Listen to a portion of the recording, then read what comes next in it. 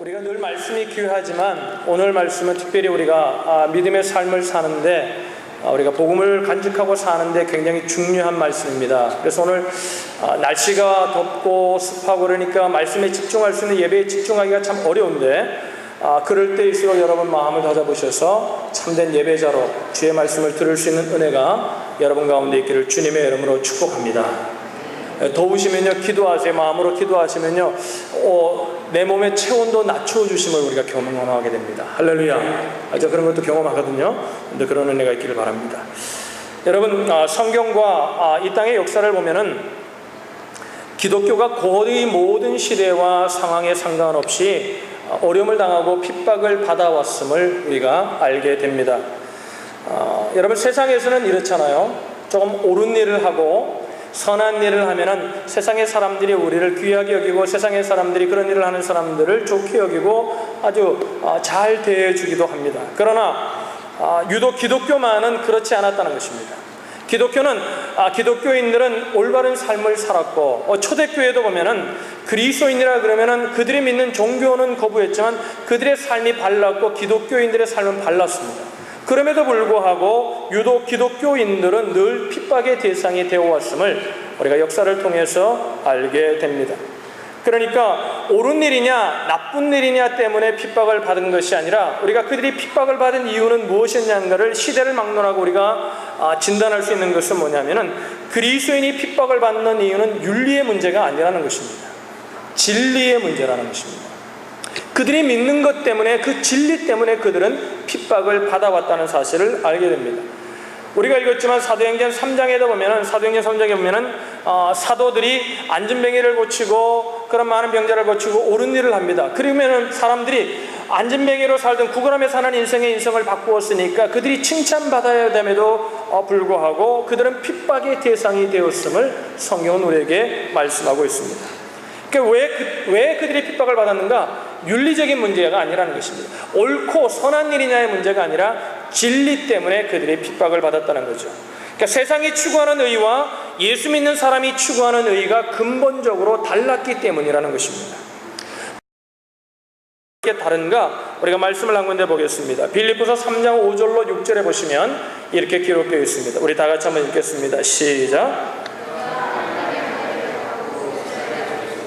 베냐민의 지파요 히브리인 중에 히브리인이요 율법으로는 바리새인이요 열심으로는 교회를 핍박하고 율법의 의로는 흠이 없는 자로라. 누구 얘기하는 겁니까? 바울이 자신의 배경을 얘기하는 겁니다. 내가 8일 만에 할례를 받았다. 내가 전통 유대인이라는 거죠. 그리고 이스라엘의 족속이고 그 가운데 베냐민 족속은 베냐민은 굉장히 귀족입니다. 베냐민 족속이고 그 중에 내가 히브리인 중에 히브리인이고 율법으로는 바리새인이고 열심으로는 교회를 핍박하고 율법의 의로는 그러니까 뭐예요? 자기의 배경이 지식적으로나 학문적으로나 또 우리 오늘 내면 스펙이 누가 보아도 대단한 사람이라는 거죠. 대단한 사람이라는 거죠. 그리고 뭐예요? 하나님을 향한 열심도 있었는데 열심으로 교회를 핍박하는 일에도 얼마나 열심이었습니까? 그런 자기의 자신의 배경을 얼마나 굉장한지를 설명하고 난 후에 이렇게 말합니다. 7절로 8절의 말씀을 보겠습니다. 7절로 8절 읽습니다. 시작.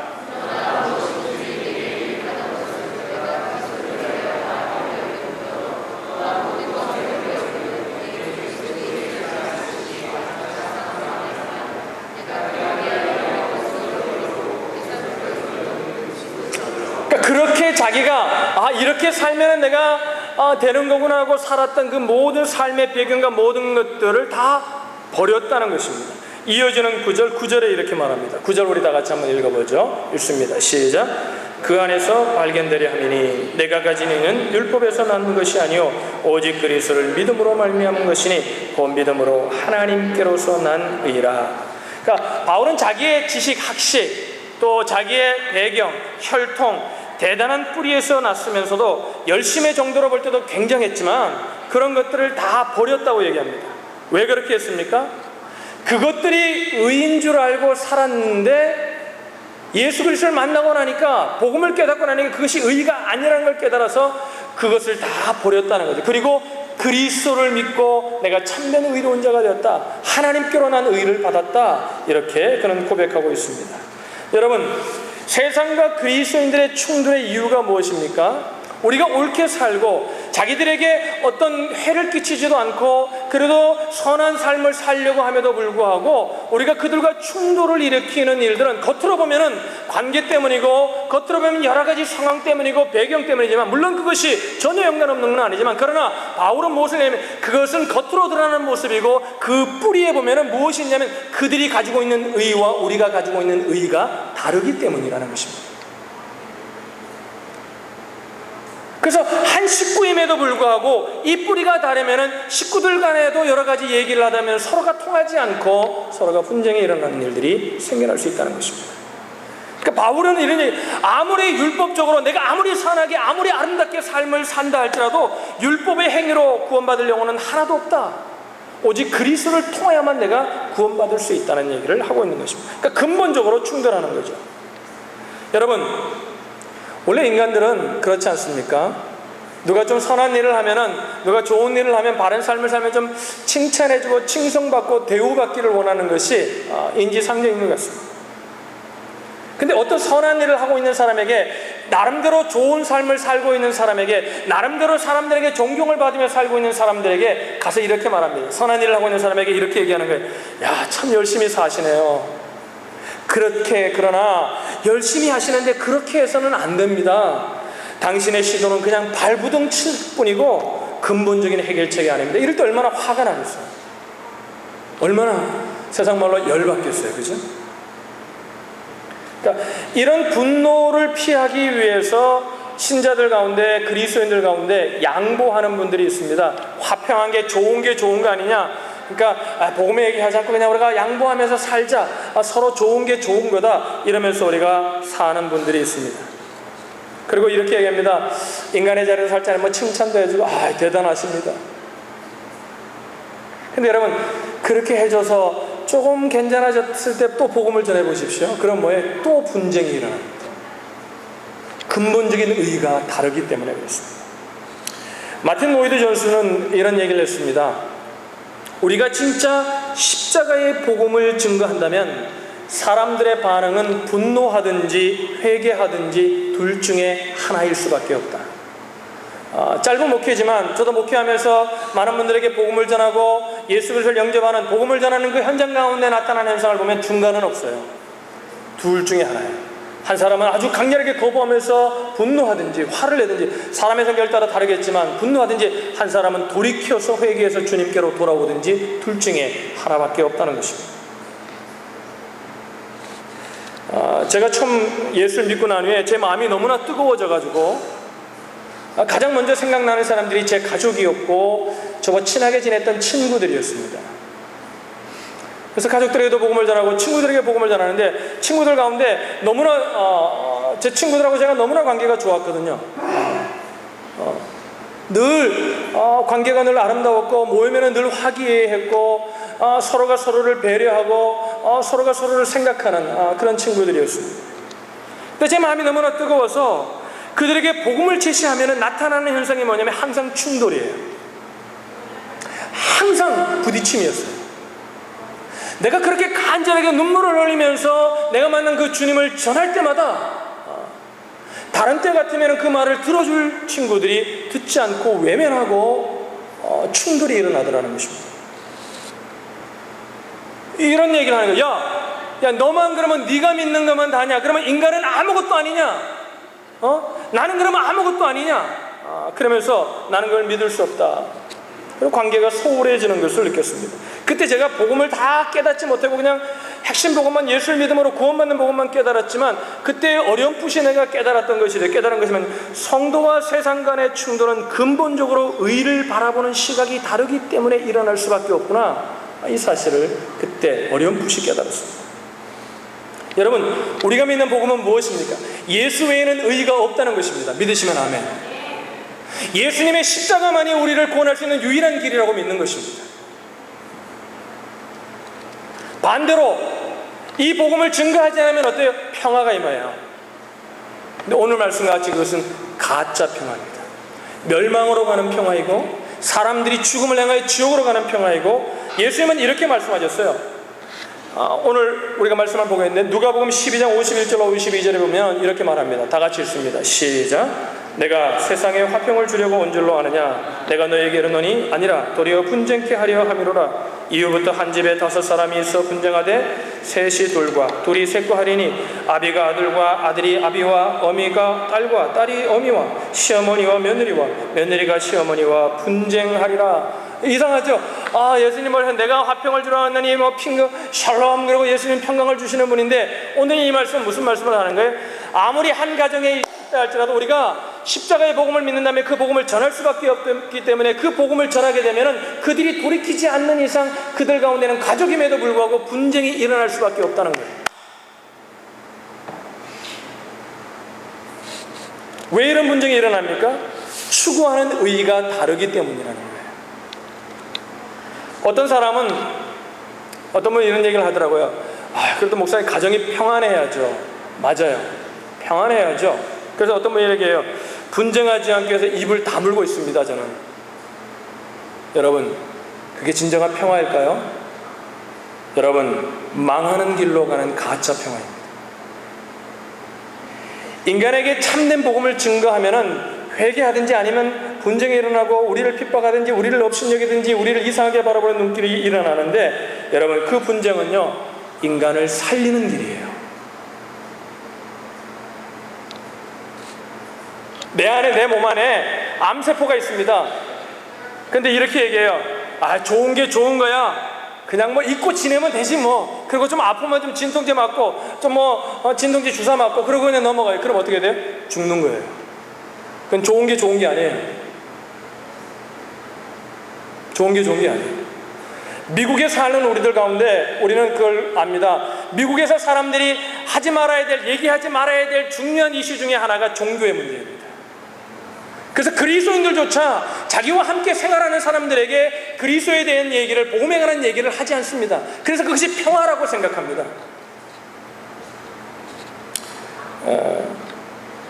뉴욕에 계시는 목사님인데 원로 목사님이 되셨어요. 은퇴하셨어요.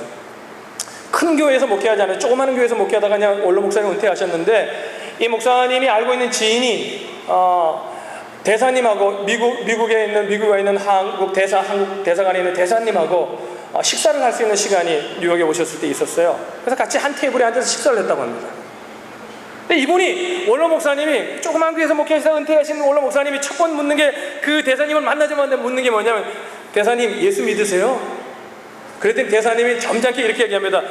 목사님이시죠? 얘기를 들었겠죠. 목사님이시죠? 예, 제가 예수 한번 믿어보려고 성경도 보고 뭘 했는데 도저히 나는 믿어지지가 않더라고요. 그래서 제가 믿지 않고 있습니다. 그러니까 이 목사님이 식사하는데 대사님은 점잖은 자리잖아요. 끊임없이 왜 예수를 믿었는지 밥도 안 먹고 침을 튀어가면서 계속해서 얘기를 하더라는 거예요. 그러니까 대사님이 얼마나 얼굴이 난처했었는지 몰라요. 그런데 그 자리에 앉아 있었던 젊은 사람이 굉장히 큰 은혜를 받았다는 거예요. 무슨 은혜를 받냐면 이런 생각이 들다. 야, 이것이 바로 참된 복음을 가진 자의 자세구나. 여러분, 우리가 점잖은 자리에 식사에 초대를 받았습니다. 여러분과 제가 매너를 모르는 사람도 아니잖아요. 그죠? 옆에 사람에게 얘기하세요. 저도 알고 보면 괜찮은 사람입니다. 저도 매너 있는 사람이에요. 그죠? 여러분, 덕담 나누고, 그죠? 좋은 얘기 하하 웃고 그냥 덕담 나누고 밥 먹고 그냥 오면 돼요. 그런데 보세요. 진짜 함께 있는 사람의 영혼을 사랑하고 내가 믿는 복음이 정말 진짜 복음이라면은, 내가 믿는 것이 진짜라면은 그 영혼이 정말 죽음의 길을 향하여 나가고 있는데 내가 어떻게 입을 다물고 그냥 덕담만 하고 오겠냐는 거예요.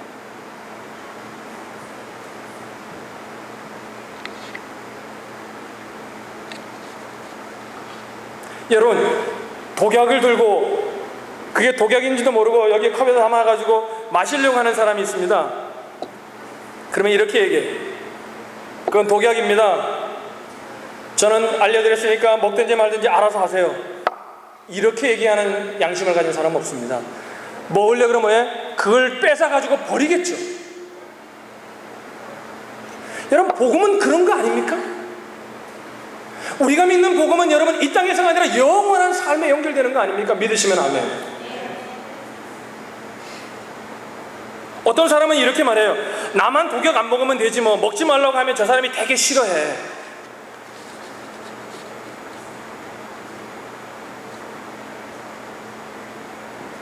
그럼 그 정말 양심 있는 사람이에요?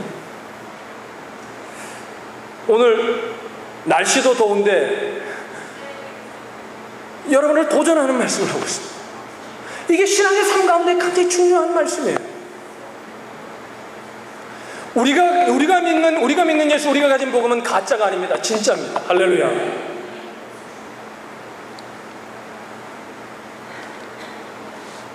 어떤 분은 아마 제 말을 듣고 이렇게 타협안을 내밀지 모르겠어요. 목사님 알았어요. 그러면 상대방이 필요로 할 때 전하면 되잖아요. 성경을 보세요. 오늘 멀리 가지 말고 오늘 본문과 연결되는 사도행전을 보십시다. 여러분, 안진뱅이의 한 사건을 한 예를 들으십시다. 성경의 모든 예가 똑같아요. 한 예를 들읍시다. 안진뱅이의 사건. 안진뱅이가 앉아서 뭐 하고 있습니까? 자기에게 필요한 것은 오늘 먹고 살 수 있는 금과 은이라고 생각하고 앉아 있었습니다. 그때 베드로가 뭐라고 합니까? 나는 금과 은은 내게 없으나 내게 있는 것으로 내게 주노니 예수 그리스도의 이름으로 일어나 걸으라. 할렐루야. 그는 그의 필요를 알지 못하고 있어요. 금과 은, 오늘 먹고 사는 것, 오늘 구걸해서 어떻게 하면 오늘 세 끼를 해결하는 것, 이것이 그의 필요의 전부라고 생각하고 있어요. 여러분, 사람들은 자기의 필요를 알지 못합니다. 그래서 여러분, 예수 믿는 사람들이 이게 힘든 거예요. 혼자 여러분, 성경은 뭐라고 얘기하면 득도할 수 있는 사람은 없다는 거예요. 여러분, 제가 북한에 갔잖아요. 북한에도 교회가 있습니다. 2개나 있습니다. 예배도 드리고 있습니다. 물론 와서 연극을 하지만 예배도 드려요. 그러면서 뭐라고 했냐면 유엔에다 우리도 종교의 자유가 있다, 교회도 있다, 다 있다고 얘기해요. 그러나 북한에서는 하지 못하게 하는 게 있어요. 뭐예요? 전도하지 못해요. 전도하면 그건 끄들려서 어느 날 없어지는 거예요. 혼자 깨달아서 믿으라는 거예요. 그러니까 제가 박진영 씨 얘기를 했잖아요. 박진영 씨가 참 훌륭한 삶의 모습 속에 우리가 배워야 될 모습들이 많지만 잘못된 길로 가고 있는 것 중에 하나는 공부해서 알겠다는 거예요. 여러분, 득도해서 알 수 있는 길이 없어요. 하나님 뭐라 하냐면 우리 속에 하나님을 알 만한 지식이 하나도 없다고 얘기해요. 할렐루야. 여러분, 이걸 믿으셔야 돼요. 자기의 필요를 깨달을 수 있는 사람이 없어요. 예수 그리스도가 필요하다는 사실을 깨달을 수 있는 사람이 없어요. 누가 전해줘야만이 깨달을 수 있다는 거예요.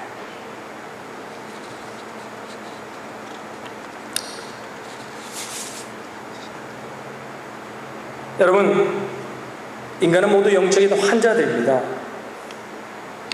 죽을 수밖에 없는 죄인이에요. 제가 이제 불신자들 만나서 이제 늘 만나면은 예수 믿는 사람 만나면 저는 전하려고 노력을 합니다. 비행기든지 어디에 가도 옆에 만나면 예수 믿는지를 물어보고 예수 믿는다 그러면 좋은 얘기도 하지만 안 믿는다면 저는 기회를 보고 전합니다. 그러니까 어떨 때는 늘 전할 때마다 늘 만나서 새로운 사람들을 만나서 복음을 전하고 안 믿는 사람을 만나 복음을 전할 때마다 이렇게 물어요. 제가 물어요. 당신 상태가 어떠세요? 당신 어떻게 좀 평안하세요? 어때 마음이 어떠세요? 영혼의 얘기를 못 알아듣는 사람은 어떻게 좀 상태가 어떤 것 같습니까? 이제 좀 친해지면 이런 얘기를 묻거든요. 그러면요 이렇게 얘기해요. 아무 문제 없다고 얘기해요. 어떤 사람이 이렇게까지 얘기해요. 아주 행복합니다. 이렇게 얘기해요. 자기 상태를 전혀 몰라요. 여러분, 마약을 먹은 사람이 죄송합니다. 마약을 먹은 사람이 기분이 어떠냐 그러면 아주 좋다 그래요. 그게 자기가 죽는 길인지 몰라요. 성경을 볼까요? 고린도전서 1장 20절로 21절에 바울은 이렇게 말합니다. 우리 다 같이 읽어볼게요. 시작. 지혜 있는 자가 어디 있느냐? 선비가 어디 있느냐? 이 세대의 변사가 어디 있느냐? 하나님께로서 이 세상의 지혜를 미련케 하신 것이 아니냐? 하나님의 지혜에 있어서는 이 세상이 자기 지혜로 하나님을 알지 못하는 거로 하나님께서 전도에 미련한 것으로 믿는 자들을 구원하시기를 기뻐하셨도다. 저기 뭐예요? 이 세상이 자기 지혜로 하나님을 알지 못하는 거로. 그래서 우리는 이 얘기는 알죠. 하나님께서 전도에 미련한, 그래서 전도는 미련한 방법이구나. 지금 하나님 말씀하신 건 그 얘기가 아니에요. 하나님 말씀하시는 포인트는 뭐예요? 여러분 그냥 말을 그대로, 하나님이 이 말씀을 하시는 이유는 뭐예요? 하나님께서 누군가를 구원하기를 원하실 때 그 사람을 구원할 수 있는 유일한 길이 뭐냐면 전도라는 거예요. 한번 좀 물어보십시다. 여기 앉은 분 가운데 아무도 아무도 전해주지 않았는데 어느 날 갑자기 하나님이 꿈속에 나타나서 너 예수 믿어라 이래가지고 믿는 사람이 있어요? 없어요. 저도 예수 믿게 된 게요, 저희 어머니가, 우리는 안 믿는 집안이 저희 어머니가 못된 신앙이죠. 어릴 때부터 뱃속에서 믿는 신앙이 돼가지고 안 믿는 집으로 시집 온 거예요. 근데 내가 성경을 보니까 우리 어머니가 믿음이 이렇게 좋은 것 같지는 않았어. 왜냐면 진짜 믿는 사람이면 안 믿는 사람하고 결혼을 하지 말아야지. 그러니까 슬쩍 믿었던 것 같아. 근데 와가지고 살다 보니까 이제 하나님이 생각났는가 봐요. 그래 우리가 믿게 된 거예요. 복음을 전해서.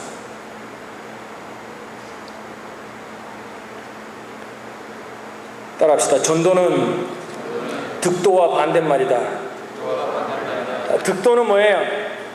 무슨 전제가 있어요? 인간이 스스로 깨우칠 수 있는 존재라는데, 이런 전제가 있어요. 그 전제 안에 득도하는 거예요. 그러니까 성경이 전도에 미련한 것 이럴 때는 이런 어떤 의미, 인간이 득도해서 깨어날 수 있는 존재가 아니라는 거예요. 스스로 알지 못하는 존재라는 의미예요. 로마서 10장 14절에 이렇게 말합니다. 우리 다 같이 읽어볼게요. 시작. 그런즉 저희가 믿지 아니하는 자 일을 어찌 부르리요, 듣지도 못한 일을 어찌 믿으리요, 전파하는 자가 없이 어찌 들으리요. 하나님의 성도들이, 또 하나님의 교회가 가장 왕성할 때가 언제이냐면은 하나님의 말씀을 신실하게 전할 때예요. 저도요, 하나님이 저를 통해서 아주 역사하셨을 때를 보면은 하나님의 말씀을 그냥 엑기스로 전했을 때예요. 제가 유튜브 애들 데리고 한 150, 200명 되는 애들 데리고 성경학교 마지막 날 되면 항상 기도원에 올라가서 밤새 기도하는 일을 했거든요. 다 불가능이라 그럴 때. 근데 제 마음이 뜨거워가지고 데리고 가면요, 여러분 유튜브 애들은 5분 이상 설교를 못합니다. 집중이 5분 이상 되잖아요, 교육하기 위하면은. 근데 그날은 가서 예배 드리면요 1시간 만씩 해요. 기도를 하면요, 손을 들고, 두 손을 들고요, 두 손을 들고 기도를 하는데요, 2시간, 3시간씩 손이 내려오지 않고 기도해요. 누구를 위해 기도하는 줄 알아요? 마지막 날에 뭘 전하느냐면요, 제가 마지막 날에 항상 그리스도의 복음을 전하거든요. 그러면 애들이 예수를 믿고요, 누구를 위해 기도하는 줄 알아요? 예수 안 믿는 자기 엄마, 자기 아빠. 그래가지고 유튜브 애들이 가니까 엄마 아빠들이 따라오거든요. 교회는 다니는데 예수 안 믿는 분들도 있어요. 또 교회도 다니지 않는데 애들 교육 때문에 따라오는 분들도 있거든요. 그러면 따라와가지고 그걸 보고, 야 이게 뭐가 있긴 없구나. 그리고 예수 믿는 사람들이 참 많았어요.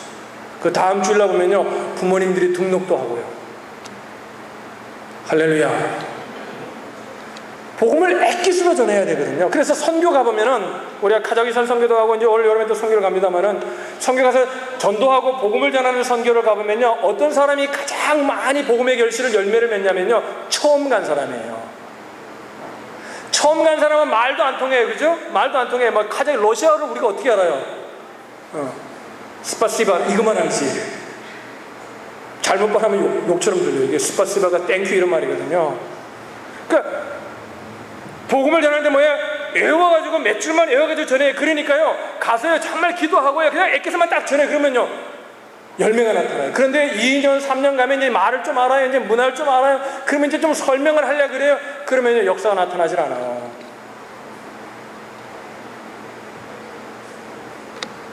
모슬람 지역에 가가지고 복음을 전하는데 모슬람들이 예수를 믿습니다. 어떻게 그런 일이 일어나는 줄 알아요? 그냥 엑기스를 전하는 거예요. 예수 믿으면 천국 간다. 하나님의 교회가 가장 왕성할 때가 언제예요? 딴소리 안 하고 하나님의 복음을 잘 전할 때예요. 고린도전서 1장 26절에 이렇게 말합니다. 읽어보겠습니다. 시작. 형제들아 너희를 부르심을 보라. 육체를 따라 지혜 있는 자가 많지 아니하며 능한 자가 많지 아니하며 문벌 좋은 자가 많지 아니하다. 그 다음에 예레미야 9장 23절도 있습니다. 시작. 여호와께서 이같이 말씀하시되 지혜로운 자는 그 지혜를 자랑치 말라. 용사는 그 용맹을 자랑치 말라. 부자는 그 구함을 자랑치 말라. 약할 때 뭐야? 하나님만 의지하거든요. 그리고 복음만 전하거든요. 역사가 나타나는 거예요. 이렇게 그리스도의 복음을, 부활의 주님을 만나고 난 다음에 사도들이 돌아와서 그리스도의 복음을 담대히 증거합니다. 그러니까 어떤 일이 일어나? 이제 핍박이 일어납니다. 그러니까 사도들이 핍박이 일어날 때 한 일이 뭐냐면, 오늘 본문에 뭐 했어요? 그들이 모여서 기도했다 이렇게 말하고 있어요. 사도들의 반응은 뭐냐면, 핍박이 왔을 때 타협하는 게 아니었어요. 그래 좀 때를 기다리자, 좋은 때를 기다리자, 이게 아니에요. 기도하는 거예요. 양보하지 않는 거예요. 모여서 기도합니다. 기도의 내용이 우리가 읽은 25절로 30절에 기록되어 있습니다. 거기면은 시간에 다 살 필요가 없는데 굉장한 기도가 있어요.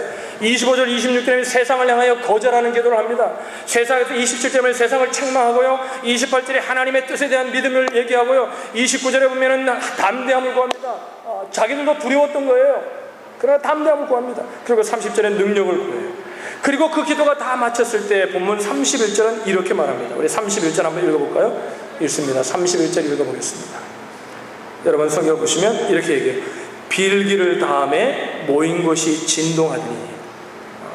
빌기를 다함에, 절로 얘기하면 25절부터 30절까지 그럼 한 5줄, 그들이 그렇게 짧게 기도했다는 의미가 아니죠. 성경이 다 기록하고 있는 게 아니니까 뭐에 빌기를 다했다 이 의미가 주는 의미가 뭐예요?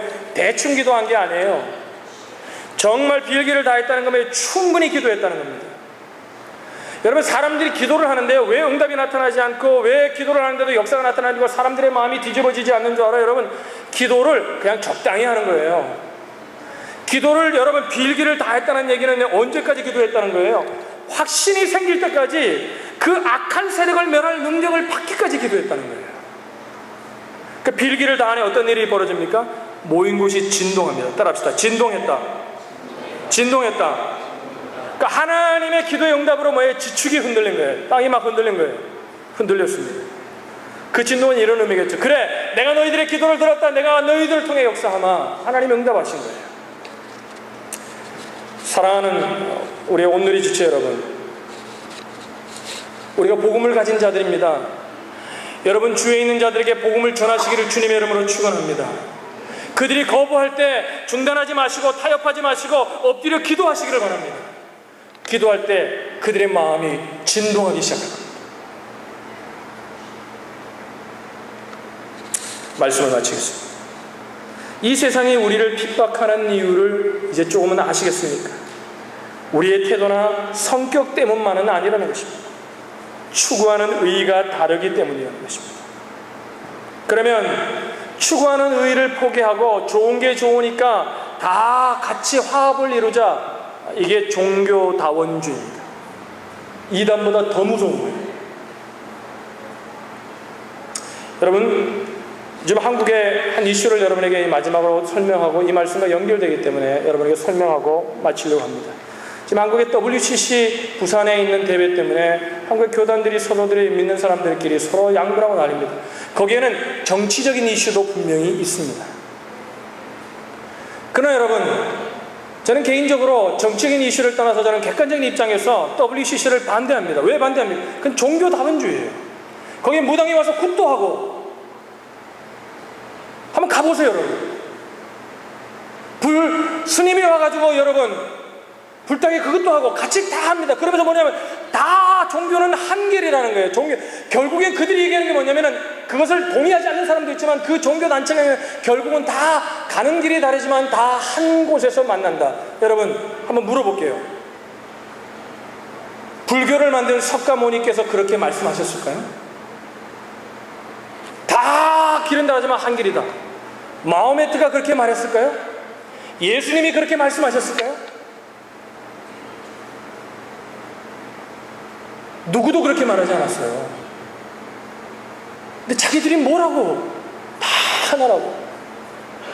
여러분, 종교대회 좋습니다. 모여서 뭘 하면 좋겠어요? 예수 그리스도만이 생명의 주님이고, 우리가 어떻게 하면 주님이 오시는 날을 앞당겨서 복음을 전해서 우리가 땅을 변화시킬 것인가? 복음을 전하기 위해 의료사업도 하고 구제도 하고 좋습니다. 얼마나 아름다운 거예요.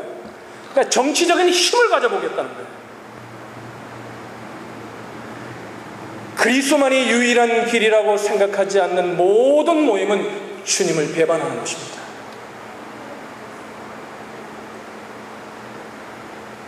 여러분, 우리가 믿는 것이 무엇입니까? 우리가 증거하는 것이 무엇입니까?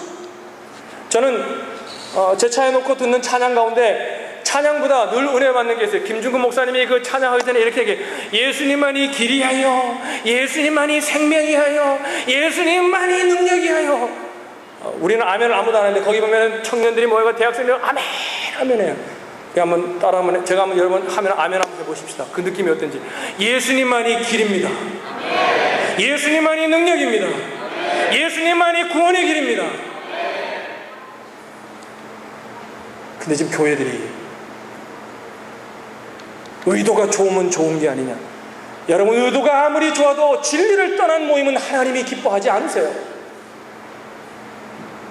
아무리 세상 사람들, 가난한 사람들을 구제한다 할지라도 진리를 떠난 구제는 주님과 아무런 상관이 없어요. 그래서 세상의 사람들은 우리가 독선적이고, 여러분, 진리는 외골수예요. 진리는 타협하지 않는 거예요. 진리는 다른 사람들의 말을 귀 기울이지 않는 게, 진리에만 귀를 기울이는 것이 진리를 믿는 사람들이에요. 저는 우리 교회 온 공동체가 이 교회의 문턱을 떠나던 자마다 주님을 만났다면은, 여러분, 확실하게 진리만을 붙드실 수 있기를 주님의 이름으로 축원합니다. 오늘 우리가 가지고 있는 복음이 얼마나 귀한 것임을 깨달았습니다. 우리가 그 복음을 타협하지 않고 전해야 되고, 우리가 핍박을 당하고 우리를 멸시하고 우리를 조롱할 때 우리가 중단하는 것이 아니라 우리가 사도들처럼 엎드려 하나님의 은혜를 구해야 되는 기도가 있어야 됨을 우리가 깨달았습니다. 근데 오늘 말씀을 듣고 깨닫기는 했지만 아직 마음에 이렇게 생각하시는 분들이 있을지도 모르겠습니다. 그래도 난 아직 연약한데, 어떻게 전해야 하는지 모르겠는데, 등등 여러 가지 이유가 있을 수 있습니다. 여러분, 유명한 설교가였던 필립스 브룩스는 이런 말을 했습니다.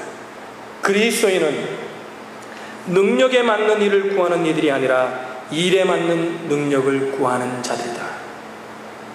여러분, 동의하십니까? 조건이 다가 아니라는 거예요.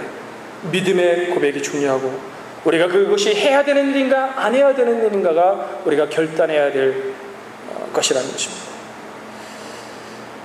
여러분, 그 영어로는 범블비라 그러죠. 땡벌이 뭔지 모르는 분들은 없겠죠. 그 땡벌은 생물학적인 조건으로는 도저히 날 수 없는 거라고 합니다. 몸은 이만한데 날개는 조그만하거든요. 그러니까 생물학적으로는 도저히 그렇게 잘 날아갈 수 있는 벌이 아니라고 합니다. 근데 여러분, 그 벌은 지금도 여전히 날고 있고 여전히 열심히 날아다닙니다. 왜 그런 줄 알아요?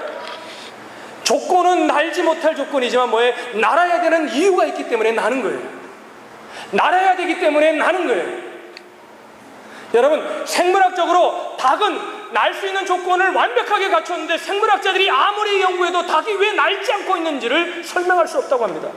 닭은 왜 날지 않는 거예요? 날 수 있는 완벽한 조건을 가지고 있음에도 그는 날아야 될 이유가 없는 거예요. 그래서 날지 않는 거예요. 조건이 그들을 그렇게 만든 것이 아니라 그들이 그것을 생각하지 않았기 때문입니다.